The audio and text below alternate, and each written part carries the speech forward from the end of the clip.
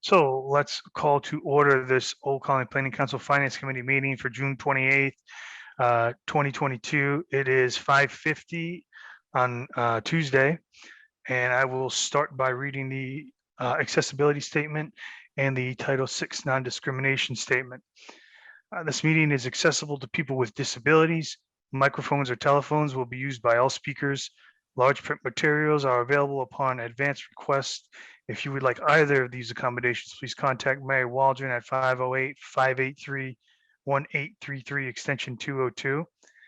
The notice of non-discrimination rights and protections to beneficiaries with regard to federal Title VI non-discrimination protections and the state non-discrimination protections is posted in this meeting room and is available on the Old Colony Planning Council website. Please contact Mary Waldron at 508-583-1833, extension 202 for more information. Thank you. Great. All right. So I will go into the roll call. So, Mr. Chair, this is your final finance meeting as you as the chair. So it is as we talked a little bit about, bittersweet because you've been around, but anyway, that's a little editorial going on. And at the end of this meeting, if there is some time, we really would love just to have, this has been a smaller group, to just have a couple folks just say a few things, some remarks to Doug. So the roll call, Chair Doug Silvestri. Present. I'm going to do this because Stephen Santusonio is going to go on, but I'm going to do Becky Coletta. Present. Christine Joy. Present. Stephen Santusonio. Present. I just got in. Thank you. Sorry. Thank you. Sorry about that. And what I'm going to do is this only because I know Sean Noel is on the phone with Frank trying to get him in. So we will put Frank Staffier down as at least being present. So and so then that's it, Mr. Chair. Then Okay. The minutes for last month's meeting. If there are no questions and anybody had a chance to review them, do I have a motion to accept those minutes? I'll make that motion. I'll second it. Okay, second. Thank you. Thank you. roll call, Doug Silvestri, Accept. Becky Coletta, Accept. Christine Joy, and Stephen Santusonio. Accept. Awesome. Thank you. All right, so that'll just roll us right into the next one. So the updated OPEB Declaration of Trust. I know that Matt Feeney, we didn't really think it was, a need for him to be here. He made the adjustments that we all requested on the Declaration of Trust. And if everybody had a chance to review those and didn't have any questions. Actually, I'm going to ask Megan. Megan, could you just scroll down, please? Yeah. So people can at least just have that on. Thank you. And so just for clarification, everybody received it. Christine had some changes. Charlie reviewed it. It was then sent back to Matt, and it is in shape for it to be fully adopted. Okay. Anybody have any call outs or questions or something that maybe Matt Feeney would have to, maybe reorganize or anything like that, look over? No? All right, so I guess I would make a motion that we present the Declaration of Trust to the council tomorrow so that they may have the opportunity to vote on this matter so that we could adopt it if it's passed. A second I'll would be second the Megan. motion. Okay. Thank you. All right, Mary, you want to do a roll call? Sure. Doug Silvestri, Accept. Christine Joy, Becky Coletta. Accept. Thank you. Becky Coletta, Accept. Stephen Santusonio, Accept. and that's unanimous. Awesome. We're cruising today. You are. So yeah, so I guess that leads us right into financials. Brenda.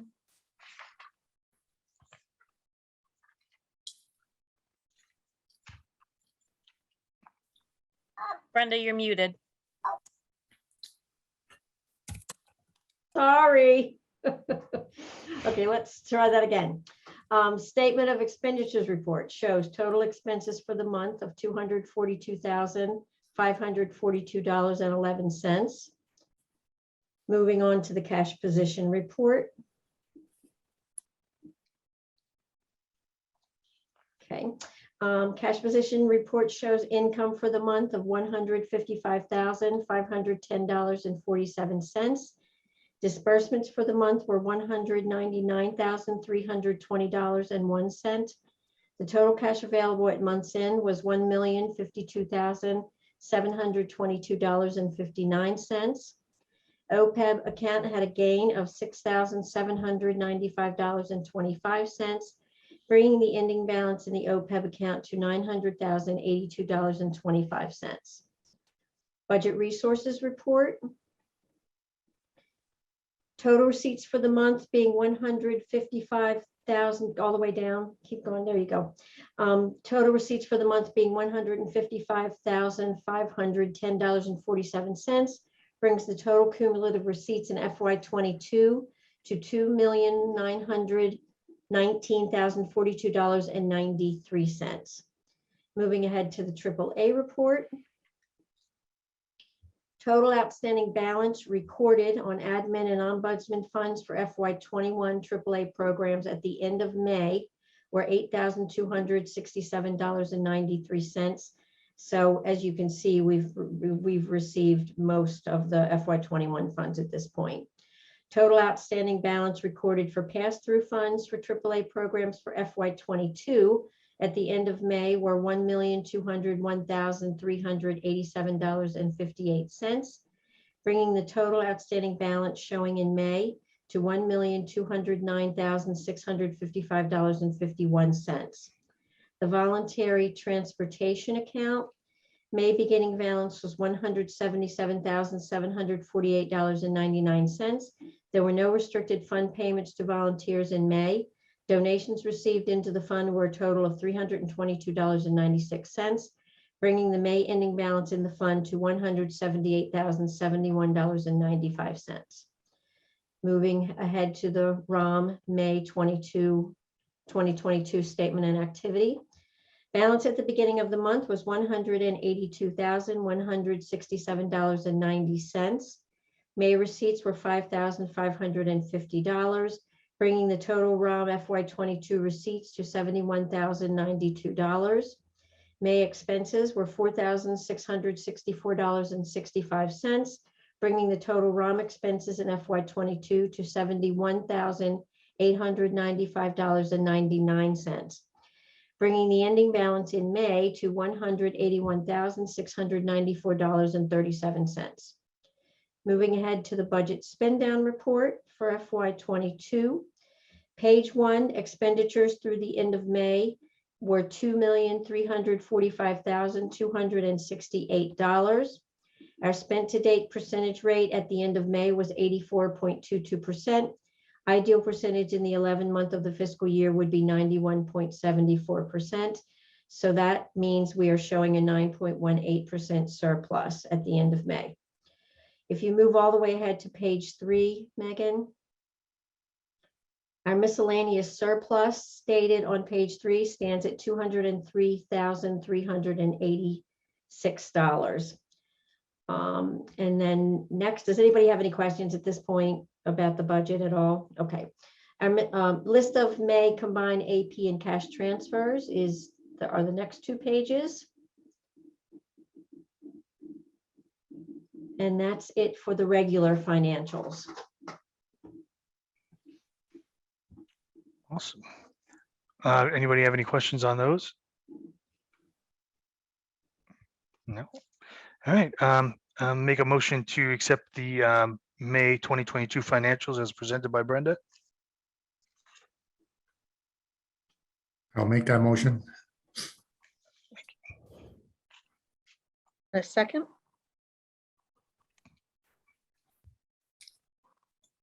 Frank Staff here. I think I heard Frank. Are you just saying that, or just because you want somebody to second this? All the above. I think Frank's on mute.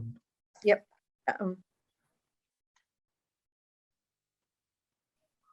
Okay, there we go. Frank, oh, we had you there. Oh, one more. No, perfect. Frank, will you second that? Yes, I did. Thank you very Thank much. you. Thanks, Frank. Did you want to do a roll call, Mary? I will. Doug Silvestri, Accept? Frank Staffier, Accept. Christine Joy, Accept. Stephen Santusonio, Accept. Becky Coletta. It's in a good place. Yes. Thank you. Thank you, Mary. All right, so Brenda? that's gonna bring us right into our proposed budget. Okay, so this would be draft 3 of the proposed FY23 combined budget. The overall changes in the budget from FY22 to FY23 would be a 4.17% increase, which equals a dollar increase of $97,875. And what I've done here is on each line item, I have made a notation. Mary, do you want me to go through each line? I don't know if it's necessary, but Okay. I don't know. If everyone could just take a glance at it, and if anyone has any questions about any of the areas, we're almost through with FY22, so the numbers are pretty close to complete.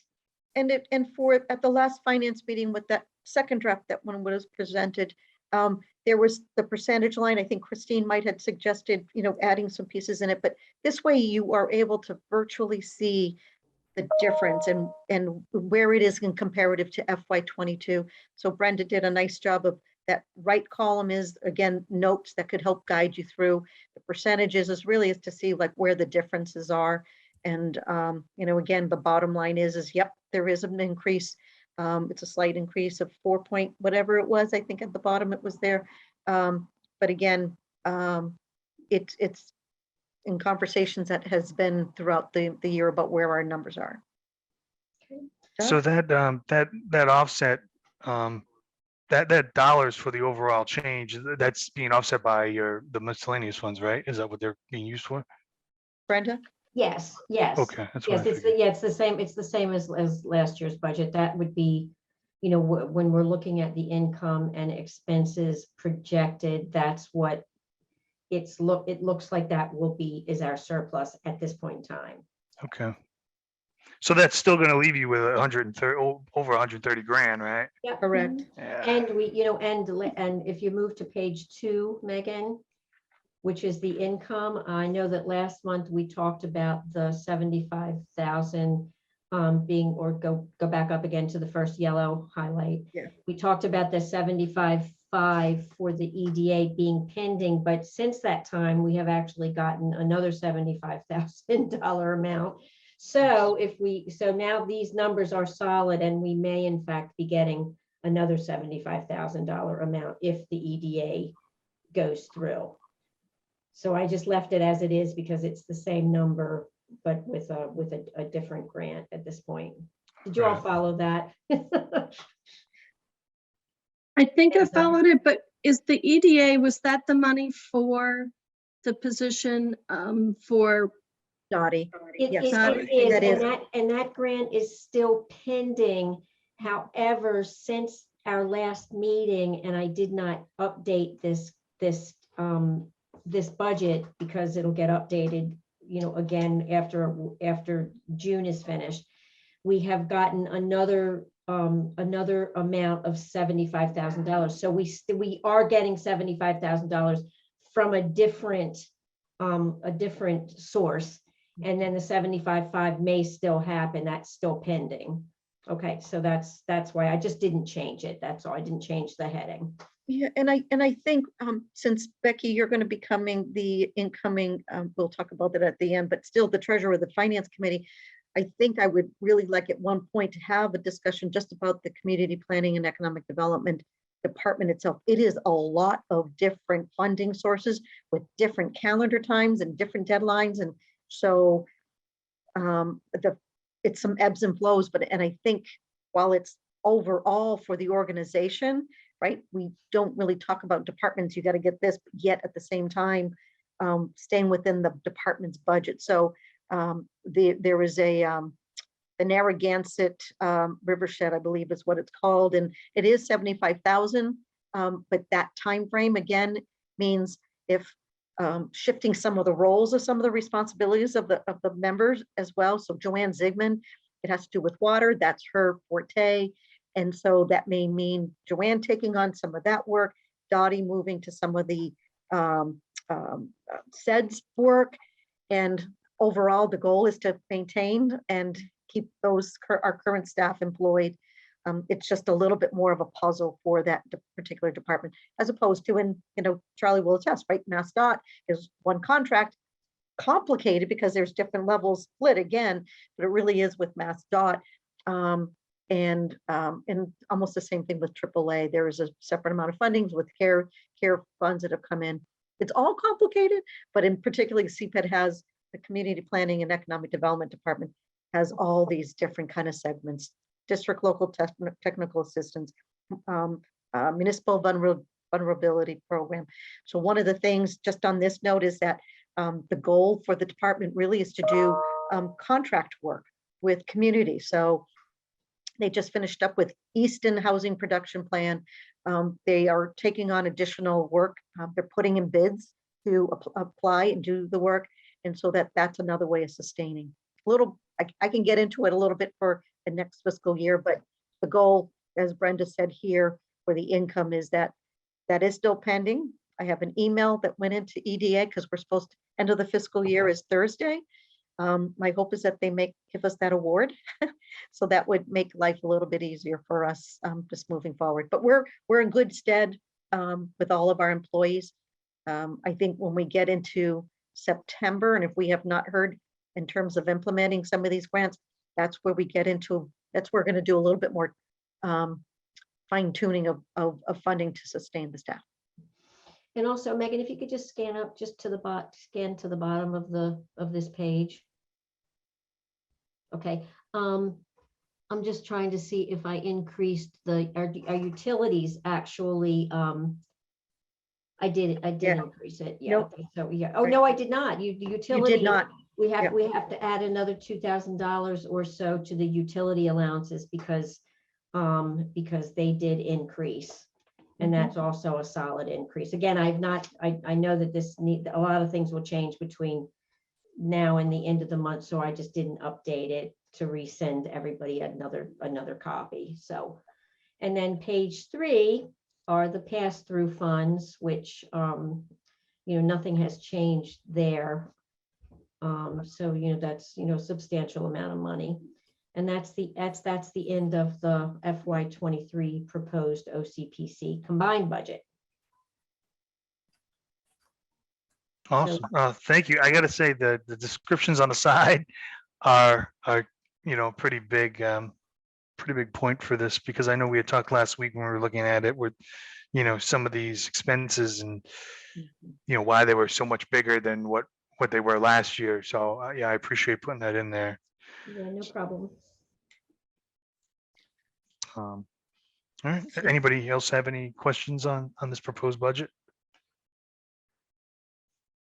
Yeah, do we vote on that budget tonight or? Yeah. Yeah, we'll make well, I could actually, if someone wanted to make a motion to accept this proposed budget so that it can be presented to the council and so that they may look at it and pass it. It'll be voted on tomorrow by the council, right? That's correct. Yeah. So I would move that we recommend acceptance of the FY23 proposed budget to the council to vote on tomorrow night. I'll second that motion. Thank I you. will do a roll call, but Megan, just before you get into the ROM budget, can you just scroll down? I want to just have it be at the bottom. Thank you. Nope, not at the bottom of that one, the previous page. Thank you. Anyway, it doesn't, I just didn't want to get into the ROM budget. So Doug Silvestri, Accept. Frank Staffier, Accept. Stephen Santasonio, Accept. Becky Coletta, Except, Christine Joy, Except, and Valerie Massard, who's here. Thank you for joining us, Valerie. sorry, I'm late. Except, And that is a unanimous vote. Now we go into the RUM budget. Okay, so here is the projected budget for ROM, and really this is, these ROM numbers are right on the combined budget, but this separates it out all by itself. So That's you right. can see the ROM budget and the FY22 numbers are there. By the way, the FY22 numbers on the ROM budget are solid, those are actual, and that ROM is closed already because there won't be any more activity happening in ROM for this year. And there's no vote that's required of this, Doug, or members, because it is incorporated. Tomorrow's meeting, because we have to separate out into a RUM meeting as well to hold that annual meeting. This budget will be what would be presented as a separate entity. So, but again, it's incorporated into what you had just voted on. Yes. Yeah, I mean, it's And all just- fixed numbers too, so. Yeah. And just case in point, repairs and maintenance, building repairs and maintenance, that's just the building repairs and maintenance that we've talked about many times that we are hoping to do next year. So that's why that number went from 1,800 all the way up to 10,000. And Brenda's got a footnote on there for the combined budget. There is a surplus to cover the increase. For Now, funds. at some point down the road, when you guys maybe do start thinking about renting out that space down there, I mean, that'll be put on this budget as well, because it'll be a That is pass-through correct. income. That is So, correct. Now, did you guys start talking about So numbers my- as far as that? So my thought would be so the ROM is a 501c3. And my thought is utilizing that entity to go after different kind of grant funding, to do other kind of things that would be supportive of the overall work of OCPC. So that really, the fact that it's an entity, and we're always forever looking to utilize grant funding. So that's in the back of my mind. We haven't not really solidified that, certainly I think when the time is right, maybe perhaps we have some conversations next year as a ROM entity to talk about if in fact where funds are. So, I would say if we're going to be doing any further repairs, like we need a new rug, it needs a new paint job, it needs a couple things in the back. But once that investment's there, I know that I know that it will be rented out pretty quickly. So that income, anywhere from, anywhere from like $2,500 a month minimum is probably what we can get for that. So times that by 12, right? That's a good number that we could then potentially hire someone to help go for after additional kind of grant funding. That's great. Oops, sorry, it's my chair. And our utilities here are pretty even. Do we have set utility rates that are keeping us immune from some of the rate hikes? No, we don't. And when I did this budget, I kept the numbers pretty even. I didn't change them a whole heck of a lot. But one thing that's going to change is our Comcast bill. That the Comcast bill, I believe, is going to go away. Is it not, Mary? No, that's still, that they still provide our internet service. Okay. So, I actually probably will adjust that number up a little bit for, by the time I finish up. But Becky, Actually, your question, Brenda? I'm sorry. I'm Sean? sorry, I should have raised my hand. I apologize. That's okay. Brenda, that Comcast number should go down a little bit because it does include some of our landline phone service. Some of that cost is in our monthly bill. But Yep. Mary is correct. The primary part of that bill is our internet. Okay. So that should reduce, however, but it won't go away completely. So one of the things, what's great about having, even Sean additionally on board to Brenda, is that it's getting another set of eyes. Megan sees things come through as well. She's helping a lot with some of the behind the scenes stuff. So we are constantly analyzing our rates and and what we're paying and how do we become more frugal and more efficient. One of the other things is, oh gosh, Bernie Lynch and some of the efforts that I know with working with the communities in terms of the, Charlie, help me. The municipal energy aggregation. Aggregation, thank you. Yeah. And I know some communities, I think Christine herself might have had some workings with, so we're gonna look at things and whether we can even be part of it, but as you can see, it really is not a huge amount. You know, our biggest thing right now is that refrigeration unit, the HVAC unit. I do this because it's not on top of this roof, but we're gonna need to do something because its location has how the wind and the pilot going out and a few other things. So anyway, but we're keeping like those repairs. So see how Brenda has under building repairs and maintenance, you know, we've gone from 1,800 to 10,000. I really do think between the cleaning up and making the backspace rentable, along with the leak from the pipes, we're really trying to buttonhole this building to make sure that these, you know, that we're on top of them so it doesn't become an issue later on. The little things that are like the front steps of OCPC, it's going to need to be cleaned up and have to be some new pavement needs to be put up on there. So keeping that in track, you know, I do not anticipate going above that 10,000 at all. But there are some things that we need to put some money into the building this year. And Becky, to your point, I think I probably should and will increase those utilities a little bit more than I did, because I wasn't, when I put this together, I know I wasn't positive about the Comcast. And so, but in any event, like I said, this is not like but when the end of June comes, then I solidify these budgets. So in any event, I will increase that number a little bit. So Brenda, are you going to increase that number for tomorrow? Because this is the final budget. Well, if I do that, we have to send the entire packet out to Yeah, everybody no, all over right, again, which I can. No, well, I wasn't suggesting that, sorry. I just, because we already had voted on the budget already, that's where, what I'm hearing you say to maybe increase it. And well, I mean, the numbers, June is not even in here, so. correct. You know what Okay. I mean? So it's there, Yeah. so it's just a given that, you know, that when we have this meeting before June is even finished, it's just a given that the numbers are going to change. Okay. But we sort of, you know, every month when we have a meeting, the numbers sort of get edited to stay more in line with what's happening. So I don't think that's a problem. Mhm. What we vote on and what we end up with at the end of the year are truly two different things. Okay. Yep. So what we can probably just do is just do a little bit of a breakout of what exists now. And then since we moved to the Verizon phones, what funds are coming out of that. And to be honest with you, I've not seen much of an increase from Comcast, but we'll do an analysis and have that be presented at the next finance meeting, just so we can just know what Yeah. kind of differences. Yeah. Okay. Yeah. So I think that's And it. I think that's really about it. If no one has any other questions about the ROM budget, then that's the proposed ROM budget as it stands. I think that's it. And what's next after this? I don't have the agenda. Treasurer, Ah, FY 2023.